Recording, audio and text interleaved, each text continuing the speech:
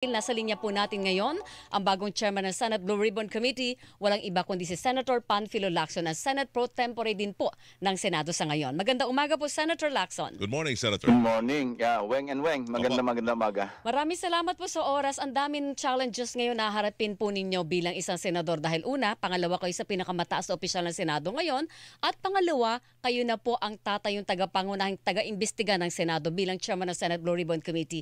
Una pong tatanungin ko lang, Senator, paano po kayo napapayag na maging chairman ng Senate Blue Ribbon? Mamaya pa naman mag-eleksyon. Yes. Actually, yun. Kinausap ako ni Senate President. Tatanong niya kung pupwede ako.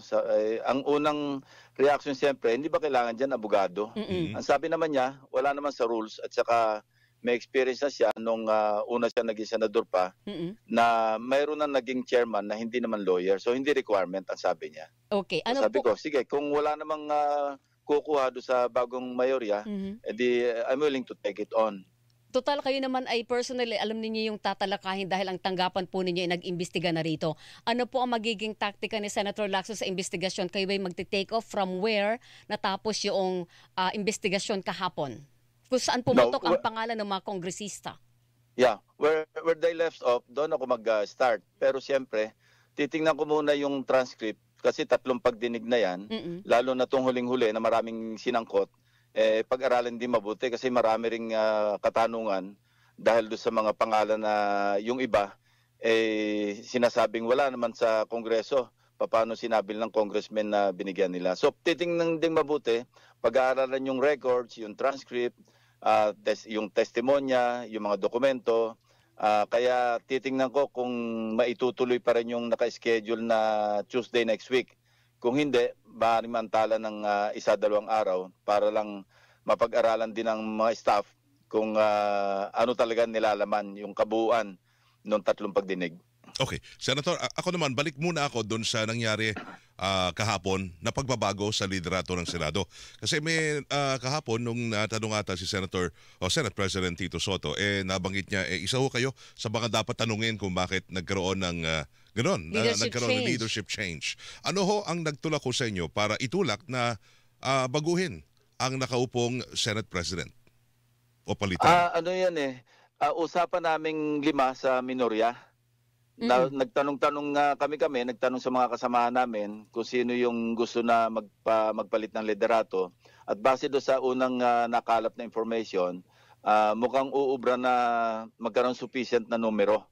Kasi 13 para mag-oust, 12 para ma-retain. So nung may bilang, yun na, may mga tawagan na nangyari. At ayoko nang pag-usapan yung mga dahilan kasi ayaw na rin nating magkaroon pa ng sakitan o sama ng loob. Yan naman normal naman yan sa Senate at saka sa House yung palitan. Pero naging madali po ba yung pagkuha ng numbers?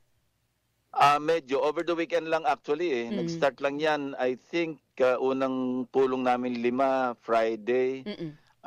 Nagbibilang-bilang tapos Saturday, Sunday, yan. Hanggang Monday ng umaga.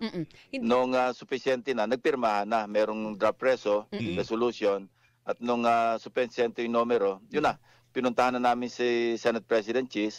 At nakakabagbag naman ng loob na he was very, very gracious.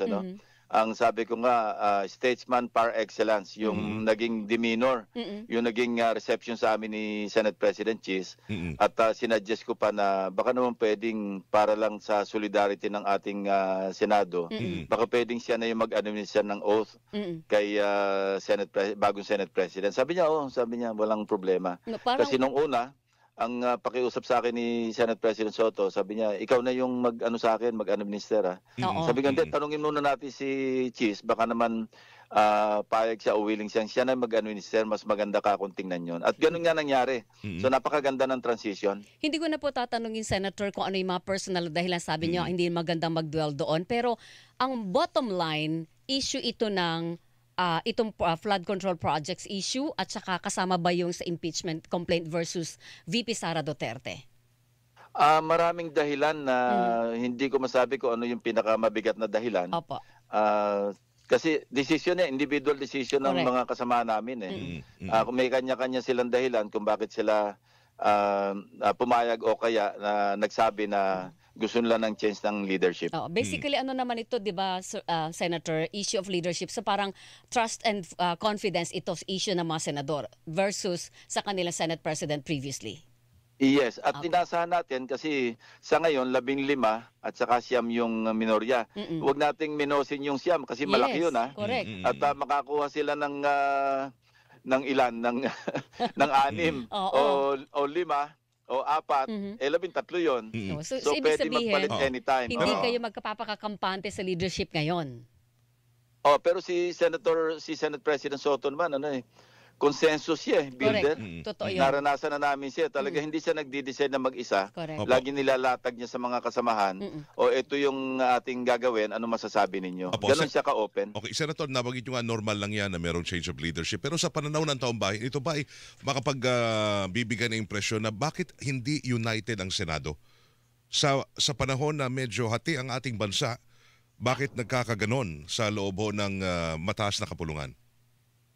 24 republics, Weng. Mm. Ang Senado, laging 24 republics. Kaya hindi pwedeng isa lang yung ang takbo ng pag-iisip. May kanya-kanya kaming dahilan, may kanya-kanya kaming attitude, may kanya-kanya kaming pananaw sa paano magsagawa ng mga polisiya at kung ano-ano pa. Okay, Senator, yung sa ngayon, ang mayroon palang nabago ay Senate Blue Ribbon Committee.